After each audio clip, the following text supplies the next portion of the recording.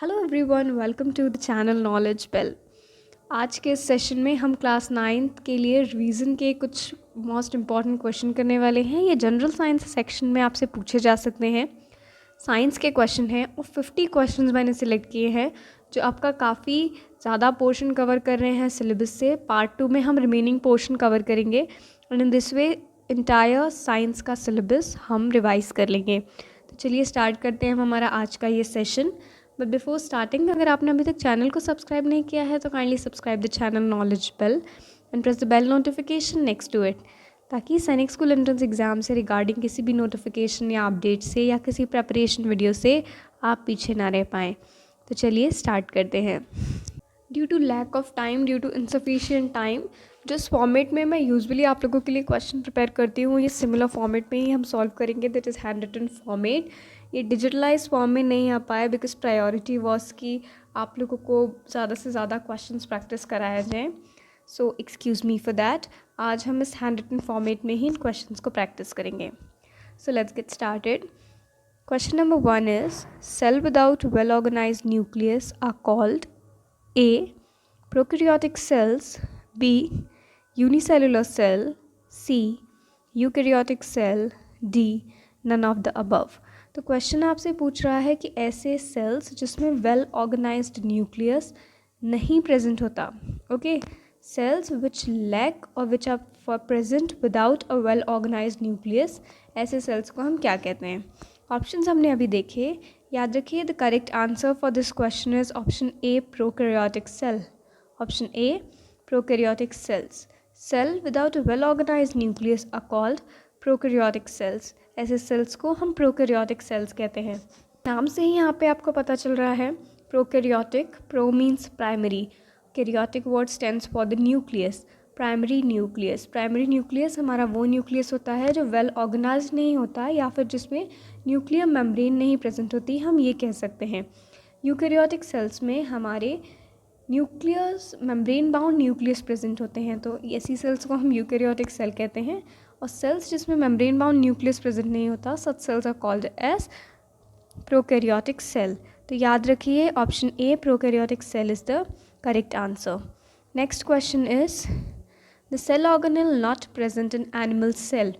The cell organelle not present in animal cell. Question ने आपसे कहा है कि out of the provided 4 options कौन सा सेल है जो एनिमल सेल्स में प्रेजेंट नहीं है। So there are 2 types of cell, plant cell और animal cell. In general when we classify the cell, there are plant cells and animal cells. Provided organelles में से which of the organelle is not present in animal cell. We can say कि जो plant cells में present है but animal cells में present नहीं है। Let's look at the option. Options are A, cell membrane, B, nucleus, C, mitochondria, D, chloroplast. A cell membrane, B nucleus, C mitochondria, D chloroplast. तो याद रखिए the correct answer for this question is D, chloroplast. Chloroplast is a cell organelle which is not present in animal cells. Chloroplast is not present in animal cells. तो cell chapter में आप पढ़ते हैं कि chloroplast का main function होता है जो synthesise food by the process of photosynthesis. जो फोटोसिंथेसिस की प्रोसेस होती है उसमें फूड का, ग्लूकोज का सिंथेसिस करना is the major role of chloroplast. But since animal cells में फोटोसिंथेसिस की प्रोसेस ही नहीं होती तो क्लोरोप्लास्ट सेल्स वहाँ पे रिक्वायर्ड ही नहीं होता। क्लोरोप्लास्ट सेल्स एनिमल सेल्स में प्रेजेंट ही नहीं होता है। तो याद रखिए the organelle not present in animal cell is chloroplast. Okay, so option D, chloroplast is the correct answer. The next question is, power house of cell is, power house of cell is A, nucleus, B, chloroplast, C, mitochondria, D, ribosome. So cell से related ही ये सारे question हैं, general and most important. इस question ने आपसे पूछा है पावर हाउस ऑफ सेल। तो पावर हाउस ऑफ सेल क्या है या हम किस ऑर्गेनल को कहते हैं। तो याद रखिए mitochondria is an organelle which is known as power house of cell. So option C, mitochondria is the correct answer. Mitochondria is known as power house of cell. तो कभी भी आपसे क्वेश्चन रिगार्डिंग आए पावर हाउस ऑफ सेल तो याद रख लीजिए the correct answer is going to be mitochondria. Whether plant cell हो या animal cell, power house of cell will always be mitochondria. Similarly अगर किचन ऑफ द सेल आपसे पूछा जाए in case of plant cells, so chloroplast would have been your correct answer. Kitchen of the cell chloroplast, power house of the cell mitochondria. Okay, तो ये इस question के लिए याद रखिएगा. The correct answer is option C, mitochondria. Next question is organelle without a membrane is.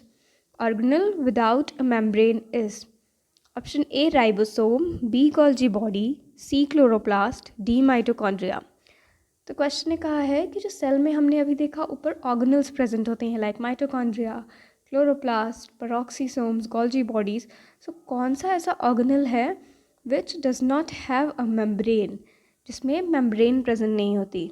तो याद रखिए करेक्ट आंसर है इस क्वेश्चन के लिए option A ribosome. Ribosome is a cell organelle which does not have a membrane, or ribosome is an organelle without a membrane. So organelle without a membrane is ribosome. वो organelle जिसमें biomembrane present नहीं होती, such an organelle is ribosome. And this is the reason ribosomes को हम कहते हैं that ribosome are present in prokaryotic as well as in eukaryotic cell. Only organelle which are present in both eukaryotic and prokaryotic cells. Prokaryotic ribosomes आप याद रखिएगा. Another important point note down कर लीजिए. Prokaryotic ribosomes are of 70S, while eukaryotic ribosomes 80S के होते हैं. 80S. Okay, so organelle without a membrane ribosome, prokaryotic ribosomes 70S, eukaryotic ribosomes 80S. Okay, next question is controlling centre of cell is A protoplasm, B plastids, C nucleus, D chromosome. तो question ने कहा है कि cell का controlling centre क्या है. Controlling centre क्या है. ऑप्शन अभी हमने देखे. सो कंट्रोलिंग सेंटर से मीनिंग होता है कि the part of the cell which will be responsible for controlling all the functions going inside a cell. For example हमारी बॉडी में जैसे हमारा ब्रेन है, हमारा ब्रेन कंट्रोलिंग सेंटर है हमारी बॉडी का. ब्रेन हमारी बॉडी के हर एक्शन को कंट्रोल करता है कि हम क्या करना चाहते हैं, हम कब खाना खाना चाहते हैं, हम कब उठना चाहते हैं, हम कब सोना चाहते हैं. Everything is controlled by our brain. Similarly cell में ऐसा कौन सा ऑर्गेनल है which is responsible for controlling all the functions of the cell, या फिर जो सेल का कंट्रोलिंग सेंटर है. तो याद रखिए the correct answer for this question is option C, nucleus is the controlling centre of the cell. Nucleus is the controlling center of the cell. Option C is the correct answer for question number 5. The basic structural and functional unit of living organisms is. The basic structural unit of living organisms is A.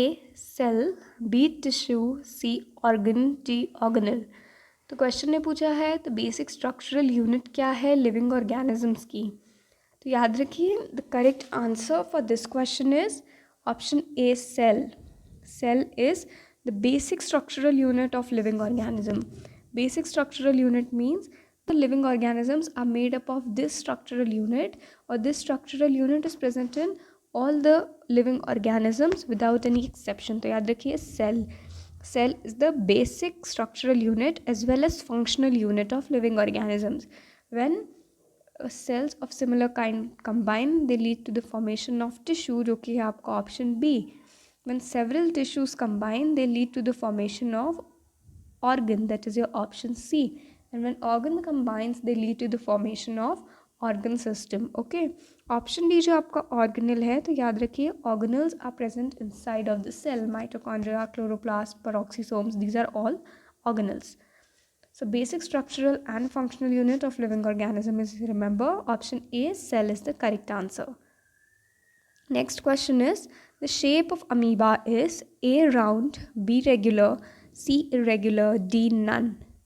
The shape of amoeba is A, round, B, regular, C, irregular, D, none. तो amoeba का shape यहाँ आपसे पूछा गया है कि what is the shape of amoeba. तो याद रखिए option C, irregular. Irregular amoeba आपके इरेगुलर शेप के होते हैं. There is no well defined shape in amoeba. Amoeba changes its shape depending on the external environment as well as depending on its phase of life. तो कोई regular shape नहीं है amoeba में जिसको हम डिफाइन कर सकें. So the correct answer will be irregular. The shape of amoeba is irregular. The correct answer for the question number 7 is option C. Next question is, the white part of egg is called, the white part of an egg is called A, white yolk, B, yolk, C, albumin, D, cytoplasm. तो question आपसे कह रहा है कि जब आप एक egg को देखते हैं तो उस एग में एक येलो पार्ट प्रेजेंट होता है and then there is this white transparent translucent part. जब आप एक एग को ब्रेक करेंगे तो ये दो पोर्शंस आपको देखने मिलेंगे. सो जो वाइट पोर्शन होता है आपका, या जिसे हम ट्रांसलूसेंट या ट्रांसपेरेंट पोर्शन कह सकते हैं, द पार्ट इज कॉल्ड, याद रखिए option C albumin is the correct answer. That white transparent part of the egg is called as albumin. Cytoplasm से आपको कंफ्यूज नहीं होना है. The correct answer will be albumin. Meanwhile जो yellow portion होता है आपका, that portion is your yolk. So yellow coloured portion of an egg is yolk and white transparent or translucent portion is albumin. Next question is, chlorophyll is present in.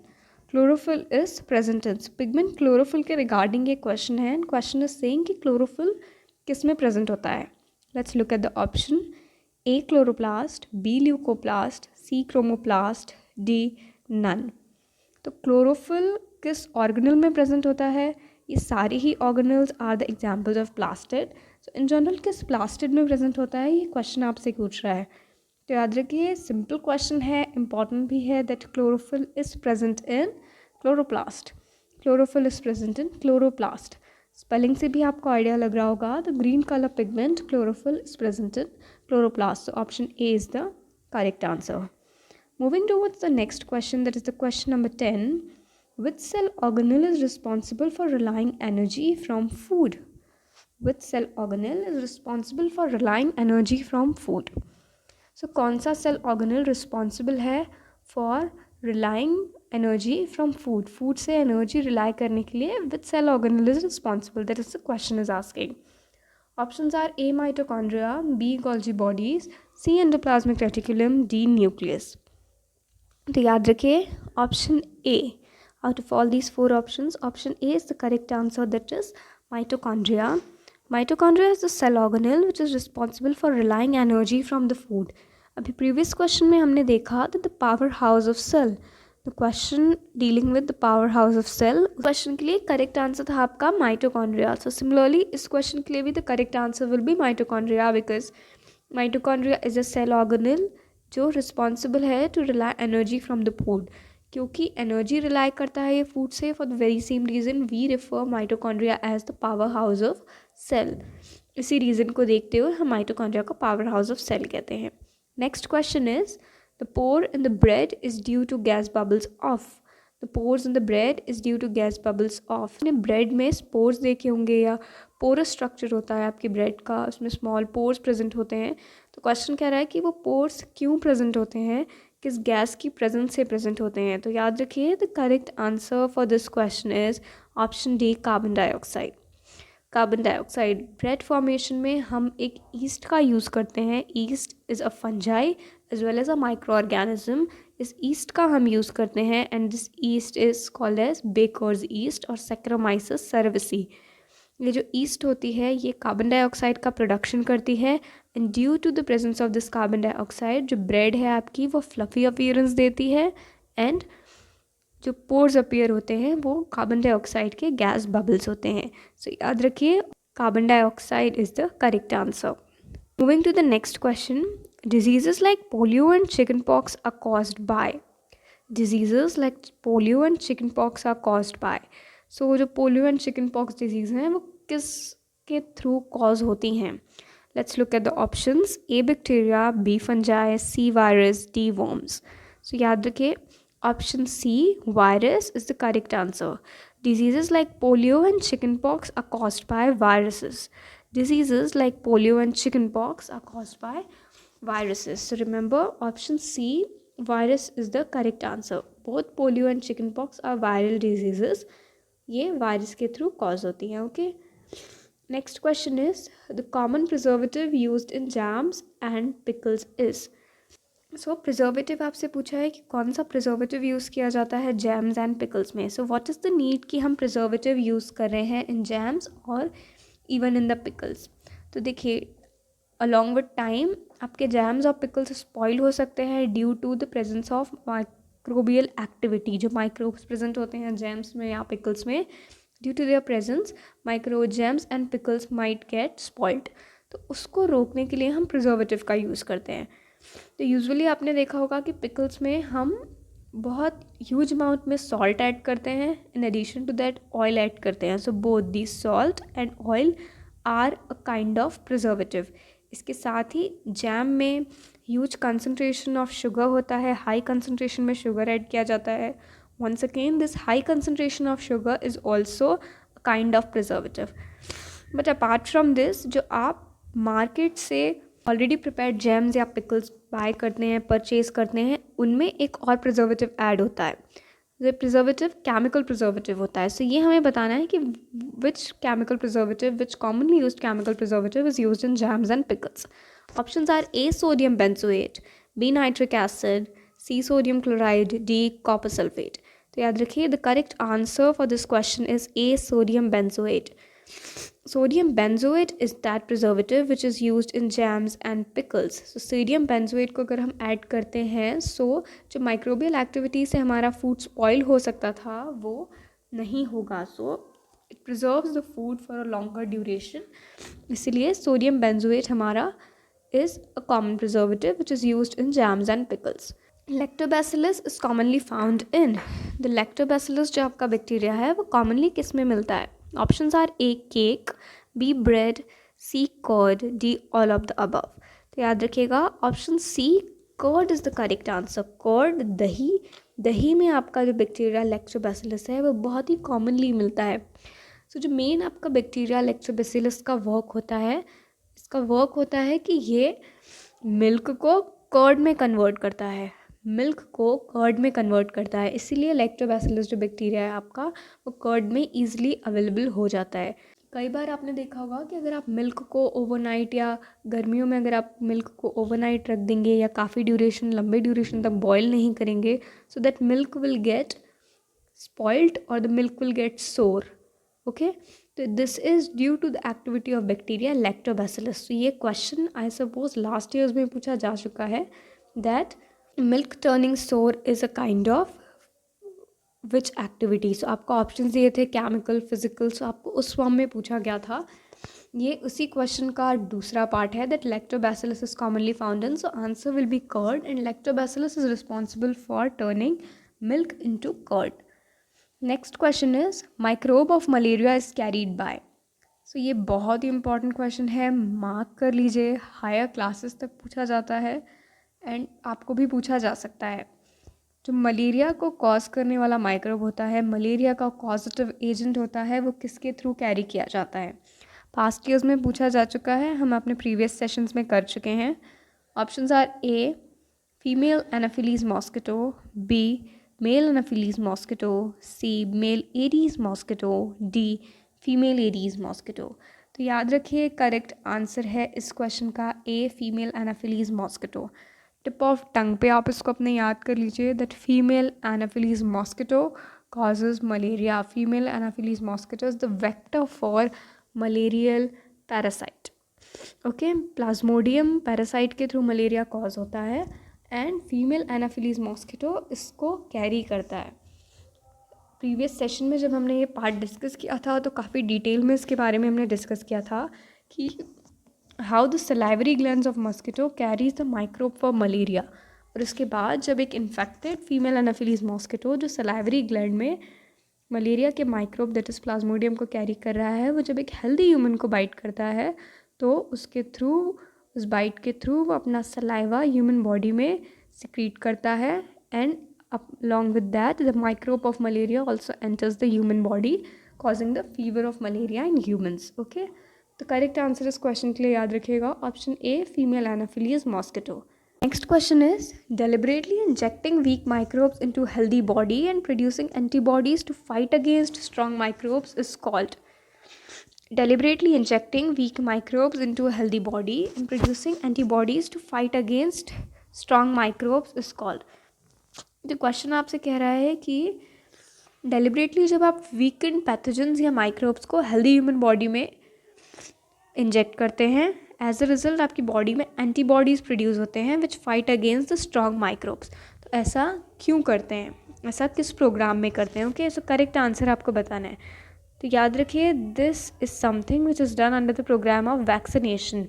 तो vaccination जब भी होता है तो उस वैक्सीनेशन में आप weakened pathogens या वीकेंड माइक्रोब्स को डिजीज़ के आप ह्यूमन बॉडी में एंटर करते हैं, हेल्दी बॉडी में इंजेक्ट करते हैं, ताकि आपकी बॉडी में एंटीबॉडीज़ प्रोड्यूस हो जाएं. और ये एंटीबॉडीज़ नेक्स्ट टाइम जब ओरिजिनली पैथोजन फाइट करे, आपकी बॉडी में एंटर करे, तो एंटीबॉडीज़ उस पैथोजन से वेरी स्ट्रांगली फाइट करें. ये एक्चुअली बहुत डिटेल कंसेप्ट है जो कि अगर आप बायोलॉजी ऑप्ट करेंगे तो आप हायर क्लासेस में अपने 12th में पढ़ेंगे इसे, दैट हाउ एंटीबॉडीज़ फंक्शन और क्यों एंटीबॉडीज़ फंक्शन करती हैं and why do we need vaccination. तो अभी के लिए आप इतना याद रख सकते हैं that all of this is performed under the programme of vaccination. Okay, इसलिए आपने सुना होगा, अभी भी आप न्यूज़ में सुन रहे होंगे दैट आफ्टर कोविड-19 वैक्सीनेशन, जब वैक्सीनेशन हो रहा है, so there is a mild fever observed in the candidates. जो कैंडिडेट वैक्सीनेशन करा रहे हैं वॉलंटरीली, उनमें एक माइल्ड फीवर ऑब्जर्व किया जा रहा है आफ्टर द वैक्सीनेशन प्रोग्राम. तो ये एक माइल्ड फीवर इसलिए ऑब्जर्व किया जाता है क्योंकि आप माइक्रोब्स को, वीक माइक्रोब्स को हेल्दी बॉडी में एंटर करते हैं and your body fight those microbes, इसलिए एक माइल्ड फीवर ऑब्जर्व किया जाता है. सो याद रखिए, option C vaccination is the correct answer. Next question is, inexhaustible natural resources in nature are limited, unlimited, scarce, none. So inexhaustible natural resources वो resources होते हैं जो कभी exhaust नहीं होंगे. That means they are unlimited. So याद रखिए, option B unlimited is the correct answer. Inexhaustible natural resources are unlimited. Okay, next question is, carbonization process क्या है ये हमें बताना है. Let's look at the option A, slow conversion of dead vegetation into coal, deposition of soil, falling of trees, D none of these. So you remember the correct answer for this question is option A, and carbonization is slow conversion of dead vegetation into coal. जब भी कोई vegetation, कोई plants, animals die हो जाते हैं and वो soil में दब जाते हैं, so after a very slow conversion वो after span of many thousand years coal में कन्वर्ट हो जाते हैं. So this process is referred to as carbonisation. So carbonisation is slow conversion of dead vegetation into coal. Next question is, dead organisms are converted into petroleum and natural gas in. तो जो dead organisms हैं हमारे, that are converted into petroleum and natural gas in absence of air, presence of sunlight, B presence of air, D none of these. So याद रखिए, option A is the correct answer, presence of air. Dead organisms are converted into petroleum and natural gas in absence of air. Since petroleum and natural gas, आप इसको ऐसे भी याद रख सकते हैं, that petroleum and natural gas are present or are formed inside the earth, जहाँ पे एयर की प्रेजेंस नहीं होती है inside the soil. So dead organisms, आप याद रखिए, are converted into petroleum and natural gas in absence of air. Option A is the correct answer. Next question is, useful gases obtained from petroleum and natural gases are called. Option A chemicals, B petroleum products, C petrochemicals, D all of these. So याद रखिए, option C petrochemicals is the correct answer. Useful gases which are obtained from petroleum and natural gases are referred to as petrochemicals. याद रखिएगा. What is called black gold? Black gold हम इसके कहते हैं. 8th class का ही ये question है, काफ़ी इंपॉर्टेंट क्वेश्चन है ब्लैक गोल्ड के रिगार्डिंग. सो याद रखिएगा, ऑप्शन ए पेट्रोलियम को हम ब्लैक गोल्ड कहते हैं. Black gold, petroleum is also called as black gold. Okay, moving to the next question. Refining is A, extraction of petroleum gas, B, separation of various fraction of petroleum, C, heating of coal, D, sedimentation of fossil fuels. तो याद रखिएगा, separation of various fraction of petroleum is referred to as refining. Refining is separation of various fraction of petroleum. Separation of various fraction of petroleum is refining. Okay, moving to the next question. The property of metal by which they can be beaten into thin sheets. Property of metal by which they can be beaten into thin sheets. So हमारे metal की ऐसी property जिससे हम उनको thin sheets में beat कर सकते हैं या थिन शीट्स के फॉर्म में ला सकते हैं, ऐसी प्रॉपर्टी को हम क्या कहते हैं? याद रखिएगा option A malleability. Malleability is the correct answer, and malleability is the property by which we can beat metals into thin sheets. Malleability is the property of metals जिससे हम metals को thin sheet के form में convert कर सकते हैं, तो ये याद रखिएगा. Next question is which of the following is a good conductor of electricity. Which of the following is a good conductor of electricity? A iron, B plastic, C wood, D glass. तो बहुत ही simple question है, पूछा जा चुका है इसलिए इसे add किया. आप सभी को इसका आंसर भी पता होगा.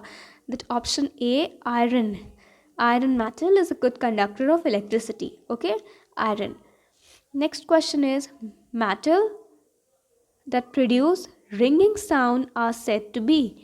Metal that produce ringing sound are said to be. So ऐसे metal जो एक ringing sound produce करते हैं, ऐसे metals को हम क्या कहते हैं? Options are A malleable, B sonorous, C lustrous, D brittle. तो याद रखिए the correct answer is B sonorous.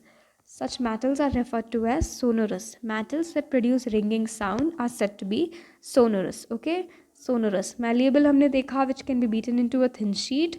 Lustrous, which shine. The metals which have a lustric appearance. Lustrous, जो shine करते हैं. Meanwhile brittle, जो break हो जाते हैं. कोई भी चीज़ जो break हो जाती है उसे हम कहते हैं brittle. And sonorous are the metal which produce a ringing sound. Next question is